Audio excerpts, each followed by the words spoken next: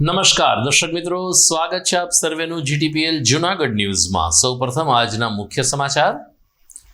જૂનાગઢમાં 13.5 કરોડને ખર્ચે બનેલ પોલીસ આવાસ અને મહિલા જેલ બેરેકનું લોકાર્પણ કરતા રાજ્યમંત્રી સુરક્ષા જવાનોનું મનોબળ વધારવા કરી અપીલ।